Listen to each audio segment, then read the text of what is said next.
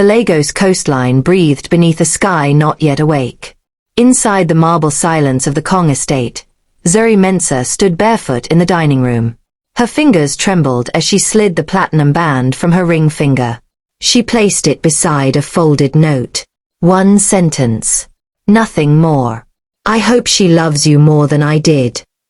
A single tear escaped. She caught it with the back of her hand before it could fall. No sound. No goodbye. Just the quiet pull of a suitcase across cold floors. Morning light crept through floor-to-ceiling windows as she walked toward the gate. Upstairs, Kong Taemin's eyes opened. Something was wrong. He descended the staircase in 3 breaths. The dining room. Empty.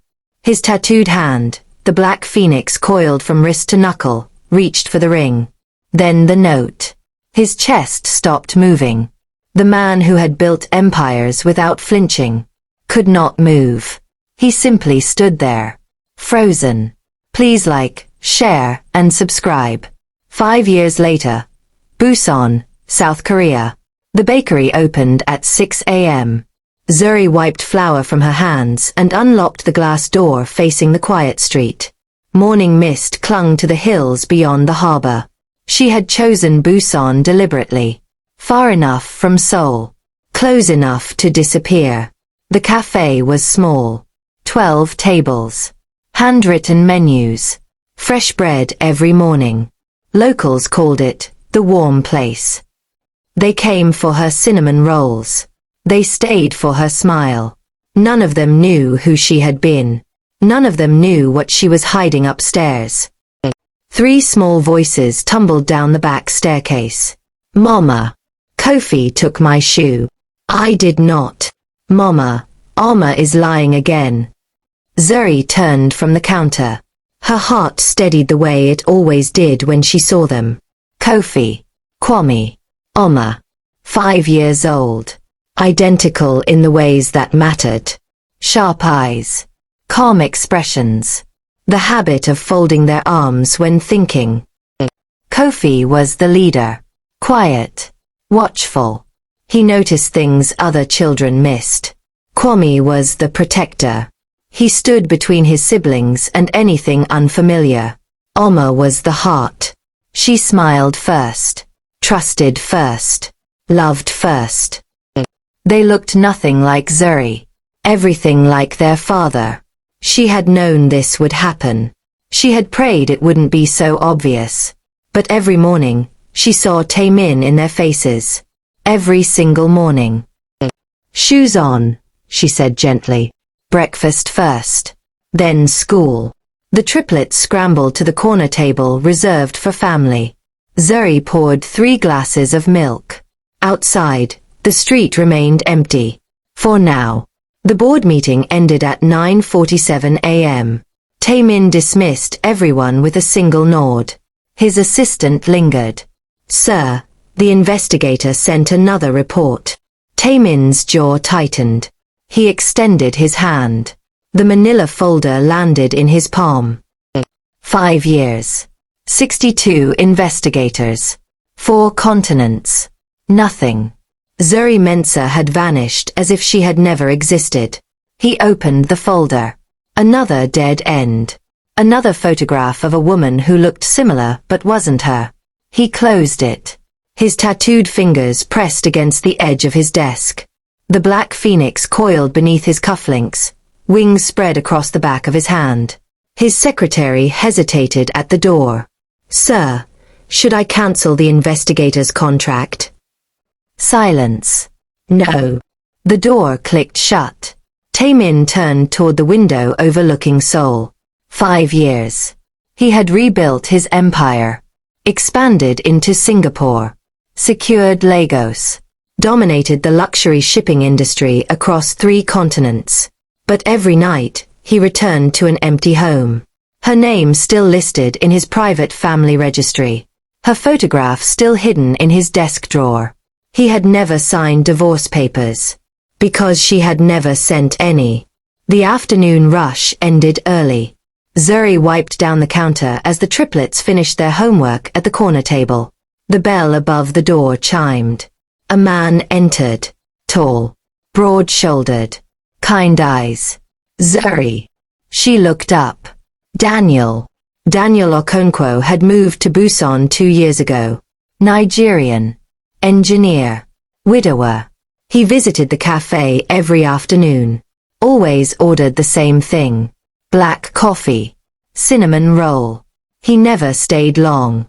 But he always smiled at the children. The usual? Zuri asked. Please. She poured his coffee. He watched her move behind the counter. Patient. Unhurried. Zuri. She paused. There's a festival downtown this weekend. Live music. Food stalls. The children would love it. Kofi looked up from his homework. His small arms folded. Watching. Zuri hesitated. I don't know, Daniel. Weekends are busy.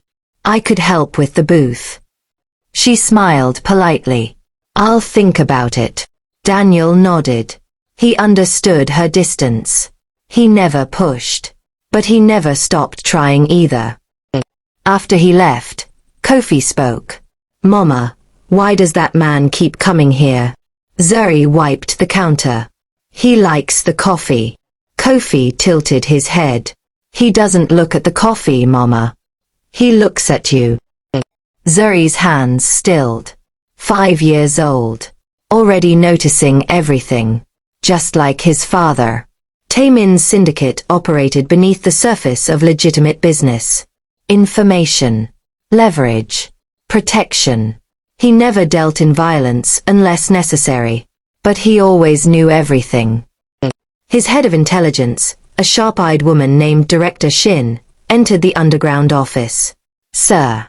We've intercepted communications from the Morimoto syndicate. Taemin looked up. Regarding. They're searching for someone connected to you. A woman. Someone who disappeared 5 years ago. His blood cooled. Why? Director Shin placed a photograph on the desk. 5 years ago, before she vanished, your wife accessed restricted files from your personal server. Files containing evidence of Morimoto's involvement in human trafficking through your shipping routes. Taemin stared at the photograph. Zuri. Her employee identification badge. Timestamp. 2 days before she disappeared. She found something, Director Shin continued. Something that implicated them.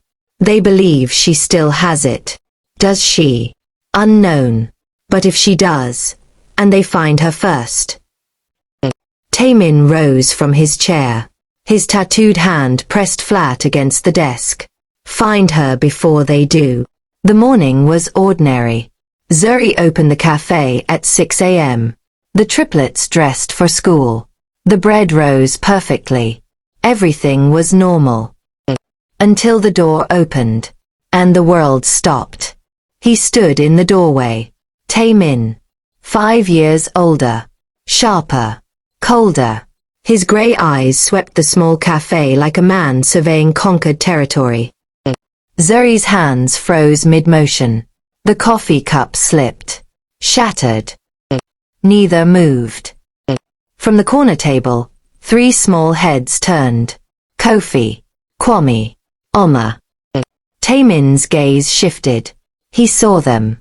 1 breath. 2. 3. His tattooed hand gripped the doorframe. Knuckles white.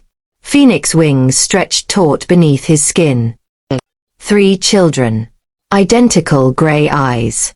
Calm expressions. Arms folded. Watching him.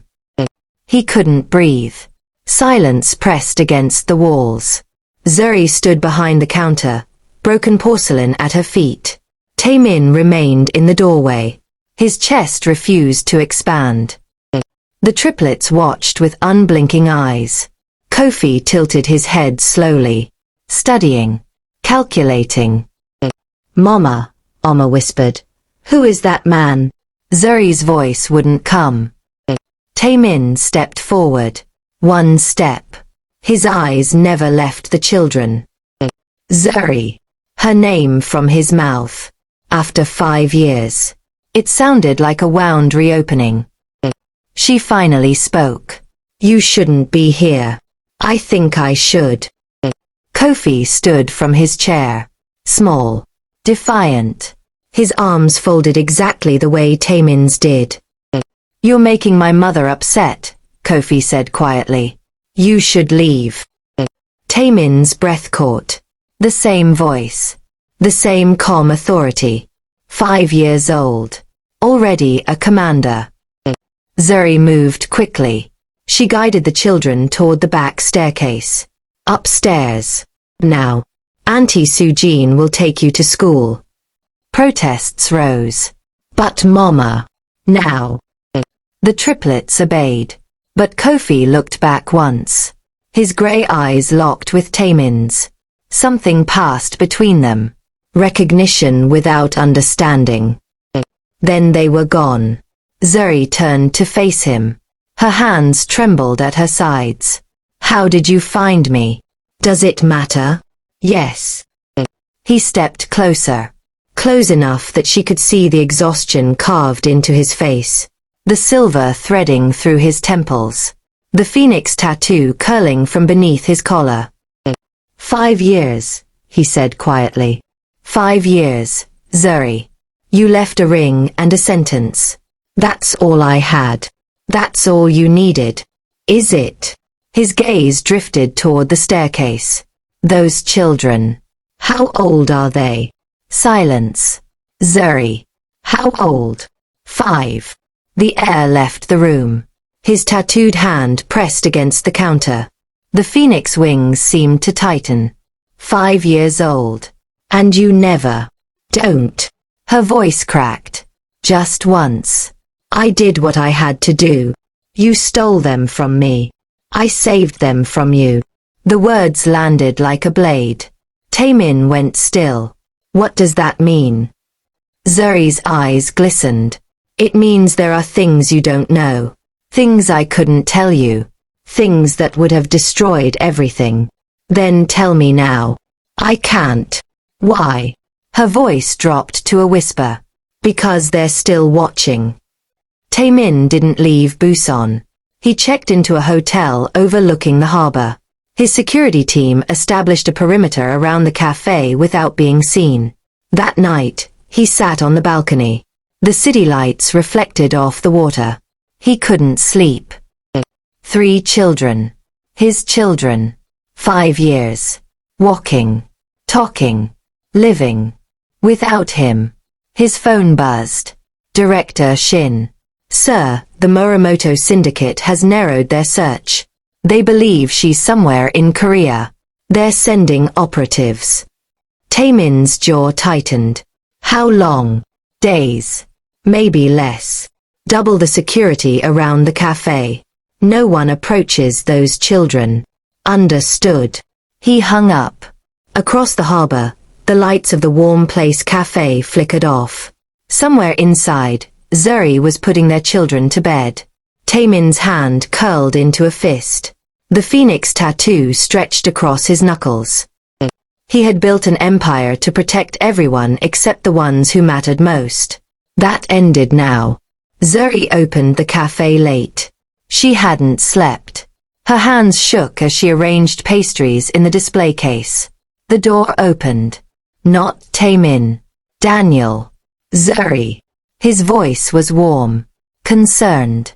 You look exhausted. Are you all right? She forced a smile. Long night. The children had nightmares. All 3. All 3. Daniel helped her arrange chairs. He didn't ask questions she couldn't answer. He simply helped. From across the street, Taemin watched through tinted glass. His driver waited behind the wheel. Who is he? Taemin asked quietly. Director Shin consulted her tablet. Daniel Okonkwo. Nigerian. Structural engineer. Widowed 3 years ago. No criminal record. No connections to any organization we monitor. He visits the cafe daily. Taemin's eyes narrowed. Daily. Yes, sir. Inside the cafe, Daniel placed a hand on Zuri's shoulder. Just briefly. Supportive. Taemin's tattooed hand gripped his thigh. The triplets attended a small private school 3 blocks from the cafe. Taemin watched from a parked car as they entered the building. Kofi walked in front. Shoulders straight. Eyes forward. Kwame flanked Oma protectively. She skipped between her brothers, braids bouncing. Taemin's chest constricted. He had missed everything. First words. First steps. First days of school. He had been building an empire while his children grew without him. Director Shin spoke quietly. Sir, we've confirmed their birth records. All 3 were born in Singapore. A private hospital. Cash payment. No father listed. She planned everything. It appears so. Taemin closed his eyes. What was she protecting them from? We're still investigating. The school doors closed. His children disappeared inside. He had never felt so far from anything in his life. That afternoon, Taemin entered the cafe again. This time, the children were upstairs. Napping, according to the neighbor who helped with childcare. Zuri stood behind the counter. Waiting. I'm not leaving, he said. I know. I want to know them. You can't. They're my children. They're my children. I raised them. Alone. For 5 years. His voice dropped. You took that choice from me. I made the only choice I could. He stepped closer. Close enough to see the circles under her eyes. The weight of 5 years pressing on her shoulders. Then tell me why. Make me understand. You wouldn't believe me. Try. Her eyes searched his face. The same grey eyes their children inherited. The same controlled expression. The same quiet intensity. There are people, she said slowly, who would hurt them to hurt you. People connected to your business. To your shipments. To things you didn't know were happening under your name. His expression hardened. The Muramoto Syndicate. Her face paled. How do you? I know now. I know what you found. I know they're looking for you. Zuri's hands gripped the counter. Then you understand why I had to disappear. You could have told me. You would have tried to fix it. They would have known. They would have found us. Her voice broke. I couldn't let them find our babies, Taemin. I couldn't. For the first time he saw it. The fear she had carried alone. The weight of impossible choices. The love that had forced her to leave. He didn't speak. He simply stood there. Processing. Understanding. She wiped her eyes quickly. You should go. Being here puts them at risk. Leaving puts them at greater risk. The Muramoto already know you're in Korea. Her blood froze. What? They're sending operatives. Days away. Maybe less. The color drained from her face. I can protect you, he said. All of you. But only if you let me. She shook her head. I can't trust you. You trusted me once. And I lost everything. The words hung between them. Heavy. Wounded. He stepped back. Then trust that I would die before letting anyone harm those children. He turned toward the door. Paused. I'm not leaving Busan. Not until this is finished. The door closed behind him. Zuri sank against the counter. Her hands covered her face. For 5 years, she had outrun the past. Now it had found her. And it wore the face of the only man she had ever loved. Taemin's security detail moved like ghosts through Busan. Invisible. Everywhere. He watched the cafe from a distance. Saw Zuri open every morning. Saw the triplets race downstairs for breakfast. Saw Daniel arrive with his patient smile. Each day, Daniel lingered longer. Helped with deliveries. Fixed a broken chair. Made the children laugh. Taemin's jaw tightened. His tattooed hand curled around his coffee cup until his knuckles whitened. Director Shin approached. Sir, Okonkwo has no ulterior motives. He genuinely cares for her. That's the problem. She didn't respond. Kofi spotted him first. The tall man who sat in the same car every day. Watching. Mama, Kofi said during dinner, there's a man outside. He's been there all week. Zuri's hand froze over her plate. What man? The one from the cafe. The one who made you drop the cup. Kwame looked up. Is he a bad man, Mama? Zuri forced her voice steady. No. He's not bad. He's just someone from before. Oma tilted her head. Before what? Zuri couldn't answer. Later that night, she stood at the window. The car was still there. She pressed her palm against the glass. Part of her wanted him gone. Part of her wanted him closer. Both parts terrified her equally. 3 days later, Taemin appeared at the cafe after closing. We need to talk, he said. Not here. Zuri hesitated, then nodded. They climbed to the rooftop through a narrow service staircase. The Busan skyline stretched before them. City lights. Harbor vessels. Distant mountains. Neither spoke for a long moment. Finally, Taemin broke the silence. I've tripled security around the school. Around the cafe. Around this entire neighborhood. I noticed. The Muramoto haven't moved yet. But they will. Zuri hugged her arms against the cold. What do they want? The files you accessed. Evidence of their trafficking routes. Evidence that could destroy their entire organization. I don't have them anymore. They don't know that. She turned to face him. Then what happens when they come? When they realize I can't give them what they want? His gray eyes met hers. Steady. Unflinching. They won't get close enough to ask. She searched his face. Looking for the man she had married. The man she had fled. You've changed, she whispered. So have you. The wind carried the distant sound of harbor bells. I never stopped looking, he said quietly. 62 investigators. 4 continents. 5 years. Why? Because I needed to know. If you left because you stopped loving me, or because you loved me too much to stay.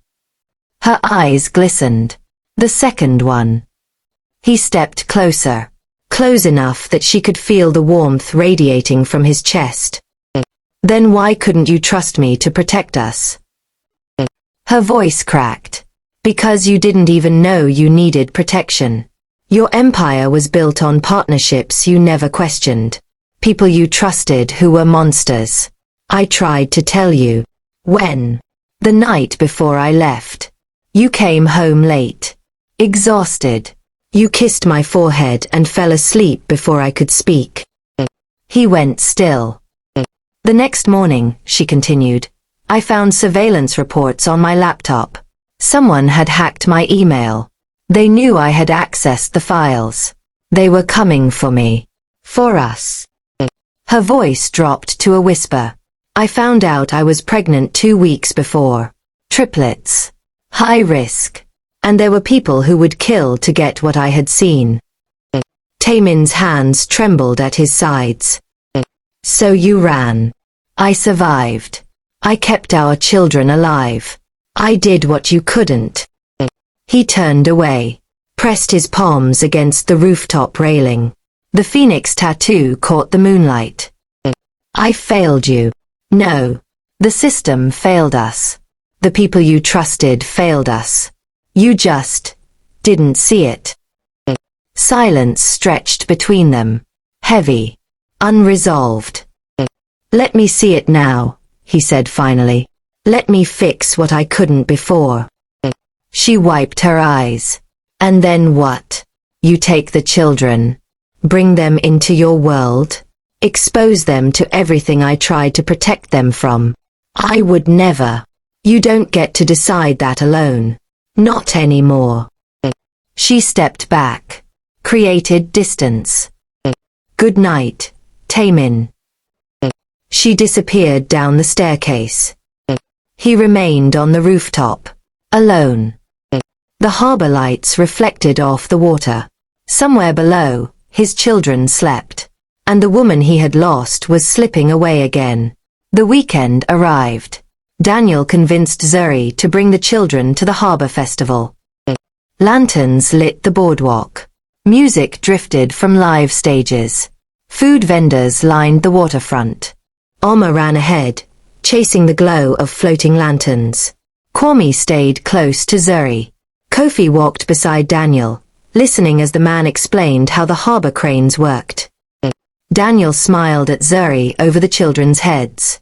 They're happy. She nodded. They needed this. From a distance, Taemin watched. His security team blended into the crowd. Eyes everywhere. Daniel bought cotton candy for the triplets.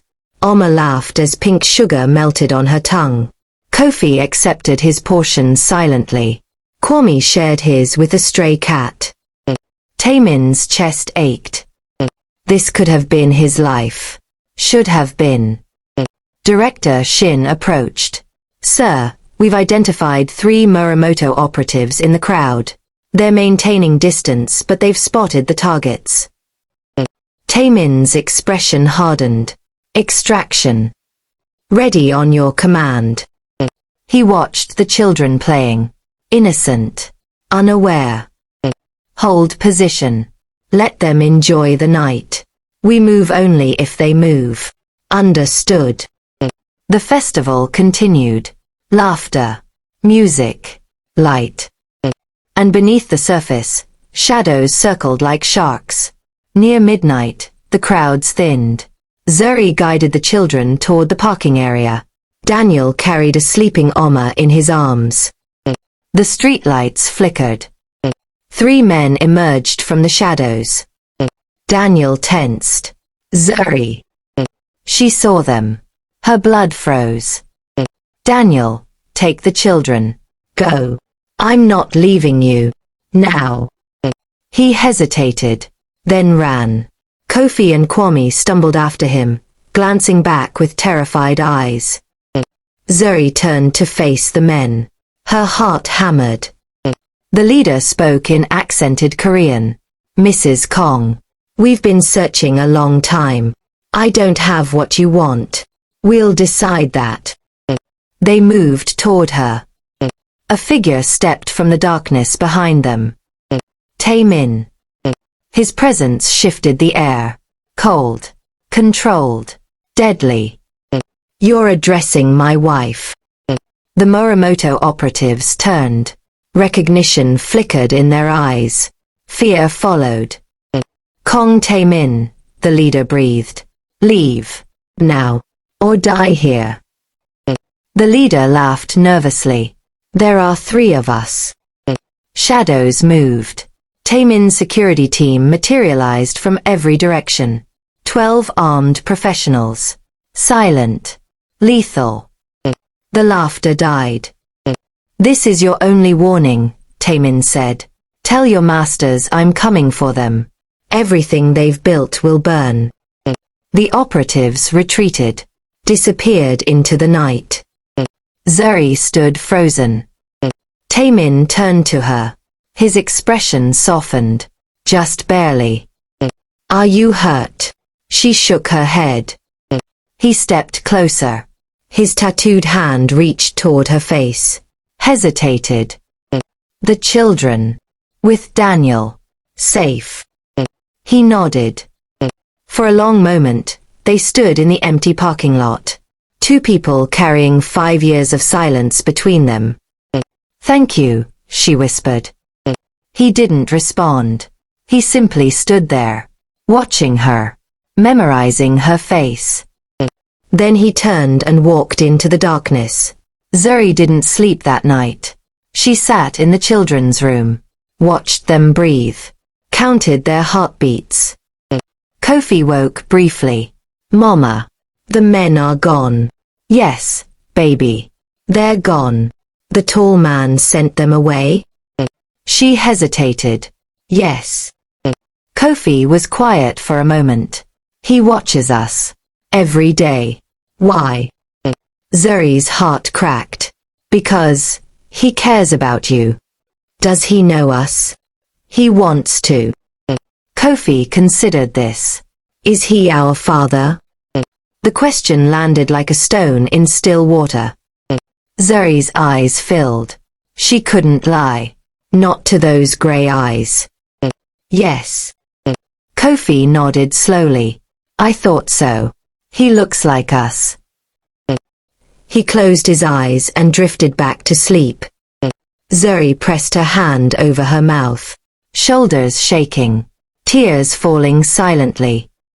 The secret she had guarded for 5 years, crumbling in a single moment.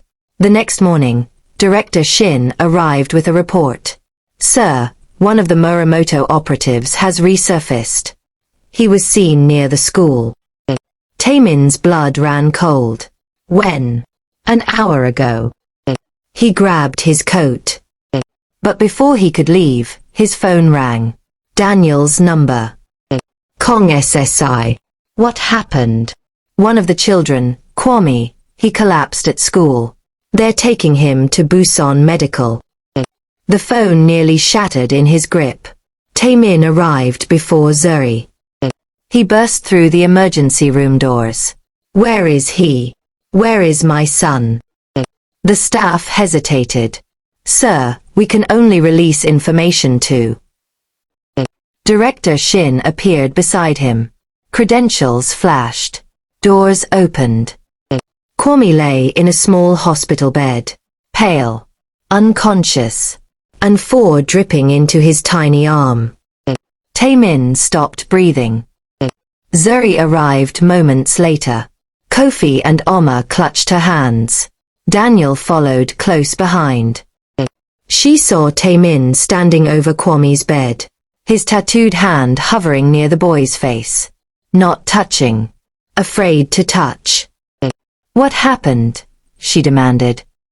The doctor spoke quietly. Dehydration combined with acute stress. His body shut down as a protective response. He'll recover, but he needs rest. And stability. Zuri's legs weakened. Daniel steadied her. Taemin watched the other man's hands on her waist. His jaw tightened. But he said nothing. Hours passed. Kwame slept. Kofi sat beside his brother's bed. Silent. Watchful. Oma fell asleep in Daniel's lap. Zuri stood by the window, staring at nothing. Taemin approached. Quiet. Careful. This is my fault. She shook her head. No. It's mine. I brought them here. I thought we were safe. You did everything right. Then why is my son in a hospital bed? Her voice broke. He wanted to hold her. Wanted to absorb every fear, every failure, every wound. But he had no right. Not anymore. I'll end this, he said. The Morimoto. Their entire organization. I'll tear it down.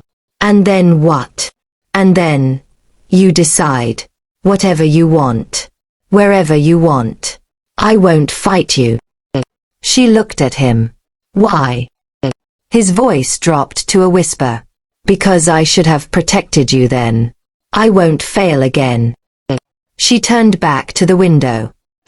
Outside, the harbor lights flickered. Somewhere in the darkness, enemies circled. And the only man who could stop them stood beside her, waiting for permission to save his own family. Kwame woke the next morning. Confused. Scared. Kofi was beside him instantly. You're okay. Mama's here. We're all here. Kwame's grey eyes found Taemin across the room. Who is that? Kofi leaned close. Whispered something. Kwame's eyes widened. He stared at Taemin for a long moment. Then extended his small hand. Taemin crossed the room. knelt beside the bed, took his son's hand gently. No words were spoken. None were needed. Zuri watched from the doorway. Her heart shattered and rebuilt in the same breath. Oma tugged at her dress. Mama, is that man going to stay? Zuri looked at Taemin, at the tenderness breaking through his frozen exterior, at the father meeting his children for the first time. I don't know, baby. I don't know. Taemin established a command center in a secure facility outside Busan. Director Shin coordinated intelligence from 3 continents, financial records, communication intercepts, satellite imagery. The Morimoto Syndicate had operated in shadows for decades. Human trafficking disguised as legitimate shipping, government officials on payroll, international protection networks. 5 years ago, Zuri had stumbled upon the evidence accidentally. A mislabeled file on Taemin's secure server. Shipping manifests that didn't match cargo inventories. Names of missing persons appearing on passenger lists. She had copied everything, hidden it, planned to tell him. But they had discovered her first. Sir. Director Shin placed a drive on the table. We've recovered the original files. Zuri uploaded them to an encrypted cloud server before she fled. She erased her local copies, but the originals remained. Taemin stared at the drive. She saved them. Yes. And the Morimoto believed she had physical copies. They've been hunting a ghost. He picked up the drive. This is enough. This is everything. Names, routes, financial transactions, evidence of government collusion across 4 countries. Enough to bring down the entire organization and everyone they've protected. He closed his hand around it. That night, Taemin stood outside Zuri's cafe. Rain fell softly. The lights upstairs glowed warm. He could hear faint laughter through the walls. The children. Playing. Safe for now. His phone buzzed. Director Shin. Sir, releasing this evidence will expose your shipping routes as well. Your company will face investigation. You could lose everything. Everything. Financially, yes. Your reputation. Your empire. He looked at the glowing windows. Some things are worth more than empires. He hung up. The next morning, Taemin met with international investigators. Korean prosecution. Interpol. Nigerian anti-trafficking units. He handed over everything. The evidence. His company's involvement. His own failures to verify his business partners. The investigators were stunned. You understand this makes you complicit. I was ignorant. Not complicit.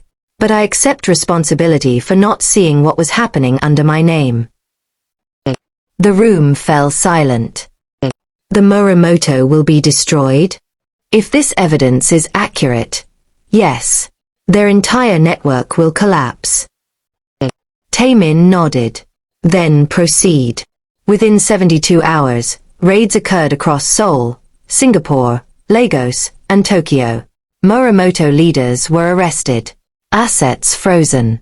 Trafficking routes dismantled. The news coverage was relentless. Kong shipping faced intense scrutiny. Stock prices plummeted. Board members resigned. Contracts evaporated. Taemin watched it all from his hotel balcony. An empire crumbling. The price of redemption. Director Shin approached. Sir, the Morimoto threat has been neutralized. But your company will survive or it won't. That's not my concern anymore. Then what is? He looked toward the harbor, toward the cafe, toward his family. Them. Only them. Zuri saw the news, watched the reports, understood what Taemin had done, what it had cost him. That evening, he appeared at the cafe. Not in a suit this time. Simple clothes. Exhausted eyes. The phoenix tattoo visible beneath rolled sleeves. You saw. She nodded. I did what I should have done 5 years ago. You destroyed your empire. I destroyed the thing that took you from me. Her eyes filled. Taemin. I'm not asking for anything. I just wanted you to know. The danger is gone. You're free. The children are safe. He turned to leave. Wait. He stopped. Zuri crossed the room. Slow. Deliberate. She stood before him. Close enough to touch. 5 years, she whispered. I've spent 5 years running. Hiding. Protecting them alone. Telling myself I had no choice. You didn't. But I also spent 5 years missing you. Every day. Every night. His breath caught. I never stopped loving you, she continued. Even when I hated what your world represented. Even when I was terrified. Even when I convinced myself leaving was right. Her hand reached up. Touched his face. I'm tired of running. He pulled her into his arms. For the first time in 5 years, she let herself break. Sobbed against his chest. Released every fear. Every wound. Every lonely night. He held her. Said nothing. Just held her. The phoenix tattoo rested against her back. Wings spread. Protective. When she finally looked up, his grey eyes were wet. She had never seen him cry. Not once. I'm sorry, he whispered. For not seeing. For not protecting you. For making you carry this alone. We both made mistakes. Mine were worse. She shook her head. They brought us here. They brought our children into this world. I can't regret that. His hand cupped her face. Gentle. Trembling. Zuri. She rose on her toes. Pressed her lips to his. Soft. Desperate. 5 years of longing released in a single breath. He kissed her back. Carefully. Reverently. As if she might disappear again. When they finally separated, foreheads pressed together, neither moved. The world outside continued. But here in this moment, nothing else existed. Fade to black. The next morning, Taemin sat at the cafe's corner table. Nervous. For the first time in his adult life. The triplets descended the staircase. Kofi first. Then Kwame. Then Oma. They stopped at the bottom. 3 sets of grey eyes studied him. Zuri stood behind them. Watching. Waiting. Kofi stepped forward. Mama says you're our father. Yes. Why weren't you here before? Taemin's heart cracked. I didn't know where you were. I looked for you. Every day. For 5 years. Kwame tilted his head. Every day. Every single day. Oma crept closer. Studied his face. His tattoo. His hands. You have the same eyes as us. Yes. Does that mean you'll stay now? His voice broke. If you want me to. Oma climbed into his lap without hesitation. Wrapped her small arms around his neck. I want you to stay. Kwame approached next. Sat beside him. Leaned against his arm. Kofi remained standing. Arms folded. Evaluating. Finally he spoke. You made Mama cry sometimes. At night. When she thought we were asleep. Taemin's eyes closed. I know. I'm sorry. Will you make her cry again? Not if I can help it. Kofi considered this. Then nodded. Extended his small hand. Taemin shook it solemnly. From the counter, Zuri wiped tears from her eyes. Over the following weeks, Taemin rebuilt. Not his empire. His family. He walked the children to school, helped with homework, learned to braid Oma's hair, taught Kofi chess, played football with Kwame in the park. He didn't return to Seoul, didn't attend board meetings, didn't check stock prices.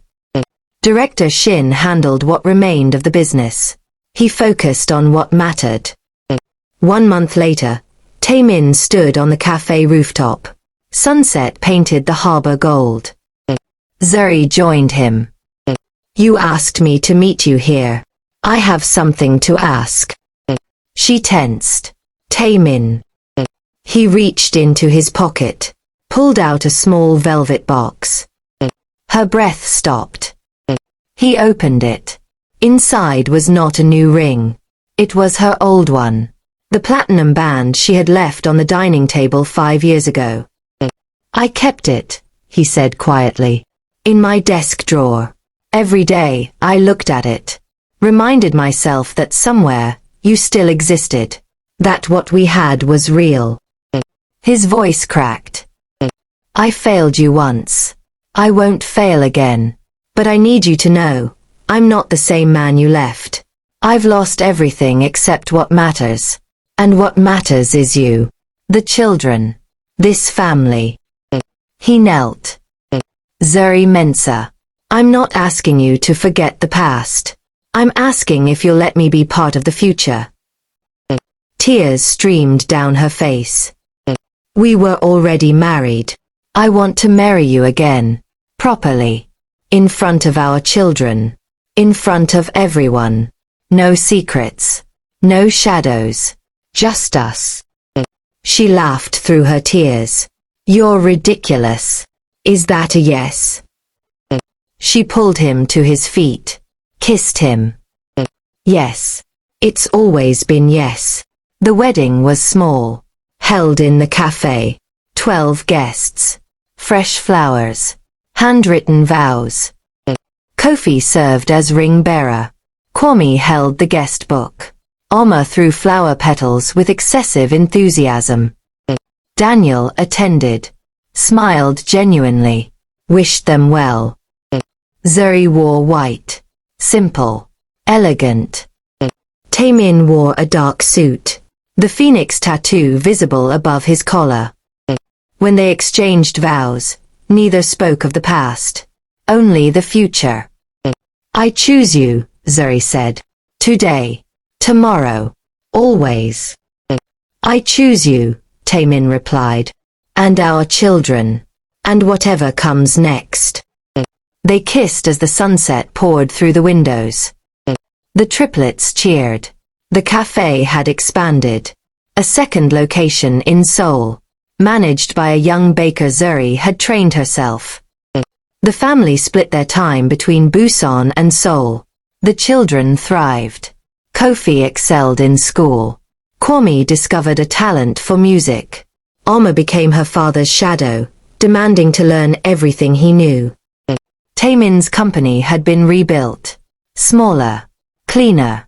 Focused on legitimate trade. He no longer worked nights. He attended school plays. Made breakfast on weekends. Fell asleep reading bedtime stories.